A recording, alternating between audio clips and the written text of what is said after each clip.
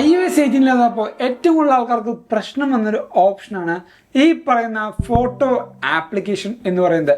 ഈ ഒരു വീഡിയോയിൽ നിങ്ങൾക്ക് iOS 17 വന്ന ആ ഓർഗനൈസ്ഡ് ആയിട്ടുള്ള ആപ്പ് അല്ലെങ്കിൽ ഫോട്ടോ ആപ്പ് എങ്ങനെയാണെന്ന് ഞാൻ ഈ ഒരു വീഡിയോയിൽ കൃത്യമായിട്ട് പറഞ്ഞുതരാം. ഏറ്റവും സിമ്പിളായ മെത്തഡാണ് ഈ ഒരു വീഡിയോയിൽ ഞാൻ സംസാരിക്കാൻ പോകുന്നത്. സോ നിങ്ങൾക്കും ഇതേപോലെ iOS 18 വന്നപ്പോൾ ഫോട്ടോ ആപ്ലിക്കേഷനിൽ കുറേയധികം കൺഫ്യൂഷൻസ് ഉണ്ടാവും. അതെല്ലാം ഈ ഒരു വീഡിയോ ഞാൻ നിങ്ങൾക്കായിട്ട് മാറ്റിത്തരാം. സോ എന്തായാലും ഫുൾ ഫ്ലെഡ്ജ് വീഡിയോ കാണുക. ഇതേപോലുള്ള അടിപൊളി കാര്യങ്ങളായിട്ട് നമ്മുടെ ചാനൽ എന്തായാലും സബ്സ്ക്രൈബ് ചെയ്യുക. ദിസ് ഇസ് ജെബിൻ സേവ്യ. വെൽക്കം ബാക്ക് ടു എവിക്ക. ഈ ഒരു ഫോട്ടോ ആപ്പ് നോക്കുമ്പോൾ നിങ്ങൾക്ക് കുറേയധികം ഡൗട്ട്സുകൾ ഫീൽ ചെയ്യുന്നുണ്ടാകും. താഴത്തേക്കൊക്കെ സ്ക്രോൾ ഡൗൺ ചെയ്യുമ്പോൾ കുറേയധികം കാര്യങ്ങളാണ് ഇവിടെ വന്നിരിക്കുന്നത്. ഈ ഓരോ കാര്യങ്ങളും കാണുമ്പോൾ പെട്ടെന്ന് ഒരു ഫോട്ടോ എങ്ങനെ കണ്ടുപിടിക്കും എന്നുള്ളൊരു ഡൗട്ട് നമ്മുടെ ഐഫോൺ യൂസേഴ്സിന് എന്തായാലും വരുന്നുണ്ട്. സോ ഇത് നമുക്ക് പഴയ iOS 17 മാറ്റാൻ ഏറ്റവും നല്ലൊരു സ്റ്റെപ്പ് എന്ന് പറഞ്ഞാൽ സ്ക്രോൾ ഡൗൺ ചെയ്ത് ഏറ്റവും താഴത്തേക്ക് പോവുക. ഇവിടെ കസ്റ്റമൈസ് ആൻഡ് റീ റെക്കോർഡ് എന്നൊരു ഓപ്ഷൻ ഉണ്ടാവും. അത് ക്ലിക്ക് ചെയ്യാം. ഈ പറയുന്ന എല്ലാ കാര്യങ്ങളും നിങ്ങൾക്ക് അൺചെക്ക് ചെയ്യാം. ജസ്റ്റ് ഞാൻ എല്ലാ കാര്യങ്ങളും അൺചെക്ക് ചെയ്യാണ്. ഇവിടെ നമുക്ക് മനസ്സിലാവും യൂട്ടിലിറ്റിയും ആൽബവും വാൾപേപ്പർ സെഷൻസും എല്ലാം ഞാൻ അൺചെക്ക് ചെയ്തു, ക്ലോസ് ചെയ്തു. നിങ്ങൾക്ക് നോക്കുമ്പോൾ മനസ്സിലാവും എല്ലാ കാര്യങ്ങളും ഇവിടെ പോയിട്ടുണ്ട്. നമ്മുടെ iOS 17 നമുക്ക് സെർച്ച് ചെയ്യുന്ന ഓപ്ഷൻ പോലെയാണ് ഇവിടെ വന്നിരിക്കുന്നത്. ആൻഡ് നിങ്ങൾക്ക് ഈ ഒരു 3x3 ഓപ്ഷൻ വേണമെങ്കിൽ ജസ്റ്റ് ഒന്ന് സ്ക്യൂസ് ചെയ്യുക. ഇപ്പോൾ 5x5 ആ ഒരു ഓപ്ഷനിലേക്ക് ഫോട്ടോ ഇട്ട് നമുക്ക് മാറ്റാൻ പറ്റും. അല്ല നിങ്ങൾക്ക് നേരത്തെ ഉണ്ടായ പോലെ ആണെങ്കിൽ ജസ്റ്റ് ഒന്ന് സ്പീഡ് ചെയ്താൽ മതി. അത് 3x3 പിന്നെയും തിരിച്ചു വരുന്നുണ്ട്. ഇവിടെ എൻ്റെ ഒരു സജഷനാണ്, ഈ ഒരു ഓപ്ഷനിലേക്ക് ഇട്ടാൽ നിങ്ങൾക്ക് യൂട്ടിലിറ്റിയിൽ കുറേയധികം കാര്യങ്ങൾ മിസ്സാവുന്നുണ്ട്. അതുകൊണ്ട് തന്നെ കസ്റ്റമൈസ് ആൻഡ് റീ റെക്കോർഡ് ഒന്നും ക്ലിക്ക് ചെയ്യാം. ഈ പറയുന്ന പിൻഡ് കളക്ഷൻ ആൻഡ് യൂട്ടിലിറ്റി എന്തായാലും ഓൺ ചെയ്തിടുക. കാരണം അത് ഓൺ ചെയ്താൽ മാത്രമാണ് ഈ പറയുന്ന ഫേവറേറ്റ്സ്, ഹിഡൻ, റീസെൻ്റ്ലി ഡിലീറ്റഡ് എന്നീ ഓപ്ഷൻസ് എല്ലാം നിങ്ങൾക്ക് അവൈലബിൾ ആവുള്ളൂ. യൂട്ടിലിറ്റിയിൽ കുറേയധികം ഓപ്ഷൻസാണ് ഇവിടെ വന്നിരിക്കുന്നത്. ഈ ഒരു യൂട്ടിലിറ്റി ഓപ്ഷൻസും നിങ്ങൾക്ക് കസ്റ്റമൈസ് ചെയ്യാൻ പറ്റും. അതെങ്ങനെയാണെന്ന് വെച്ചാൽ ജസ്റ്റ് ഇവിടെ ക്ലിക്ക് ചെയ്യാം. ഇത്രമാത്രം കാര്യങ്ങളാണ് യൂട്ടിലിറ്റിയിൽ നിങ്ങൾക്ക് വന്നിരിക്കുന്നത്. ഓരോ കാര്യങ്ങളും നിങ്ങൾക്ക് ആവശ്യാനുസരണം എടുക്കാൻ വേണ്ടിയാണ് യൂട്ടിലിറ്റി എന്നുള്ള ഓപ്ഷൻ ഇവിടെ കൊണ്ടുവന്നിരിക്കുന്നത്. അതോടൊപ്പം പിൻഡ് കളക്ഷൻ എന്ന ഓപ്ഷനിൽ people and pets, favourites, recently saved, maps, videos എന്നീ പറഞ്ഞ കാര്യങ്ങളും നിങ്ങൾക്ക് പിൻഡ് കളക്ഷൻസിൽ ആഡ് ചെയ്യാം. ഈ ഓരോ കാര്യങ്ങളും നിങ്ങൾക്ക് ഇനിയും മോഡിഫൈ ചെയ്യാം. ജസ്റ്റ് ഈ ഒരു മോഡിഫൈ ക്ലിക്ക് ചെയ്യാം. കുറേയധികം ഓപ്ഷൻസ് നിങ്ങൾക്ക് ഇവിടെ വന്നിട്ടുണ്ട്. ഈ പറഞ്ഞ ഓരോ ഓപ്ഷൻസും നിങ്ങൾക്ക് കറക്റ്റായിട്ട് ആക്സസ് ചെയ്യാൻ വേണ്ടിയാണ് ഇവിടെ കൊടുത്തിരിക്കുന്നത്.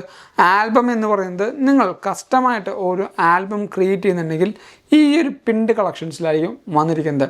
ഇനി അത് ജസ്റ്റ് മോഡിഫൈ ചെയ്യണമെങ്കിൽ ഇതേപോലെ നിങ്ങൾക്ക് റീഅറേഞ്ച് ചെയ്യാൻ പറ്റും. ഞാനിവിടെ ഫേവറേറ്റിൻ്റെ താഴത്ത് ആൽബം വെച്ചു, ജസ്റ്റ് ക്ലോസ് ചെയ്തു. ഇവിടെ നിങ്ങൾക്ക് നോക്കുമ്പോൾ മനസ്സിലാവും ആ ഒരു ആൽബം എന്ന ഓപ്ഷനിൽ ഞാൻ സേവ് ചെയ്തിരിക്കുന്ന ഓരോ ആൽബംസും ചിലപ്പോൾ ഞാൻ എൻ്റെ ട്രിപ്പിൻ്റെയും അതേപോലെ എൻ്റെ ആവശ്യമുള്ള ഫോട്ടോസും ഓരോ ആൽബമായിട്ട് മേക്ക് ചെയ്തിട്ടുണ്ടെങ്കിൽ അത് ഈ ഒരു ഫോൾഡറിലായിരിക്കും വന്നിരിക്കുക. ജസ്റ്റ് ക്ലിക്ക് ചെയ്യുക. നിങ്ങൾക്ക് നോക്കുമ്പോൾ മനസ്സിലാവും daily journals, Instagram, Twitter, Snapseed എന്നിങ്ങനെ എല്ലാ ആൽബംസും ഇവിടെ വന്നിട്ടുണ്ട്. പുതിയൊരു ആൽബം ക്രിയേറ്റ് ചെയ്യാനുള്ള ഓപ്ഷനും പേഴ്സണൽ, ഷെയർഡ്, ആക്ടിവിറ്റി എന്നുള്ള ആ ഒരു ഓപ്ഷൻസും നമുക്കിവിടെ വന്നിട്ടുണ്ട്. ഇതേപോലെ നിങ്ങൾക്ക് ഇഷ്ടമുള്ള രീതിയിൽ ആ ഓരോ പിൻഡ് കളക്ഷൻസും മോഡിഫൈ ചെയ്തെടുക്കാൻ പറ്റും.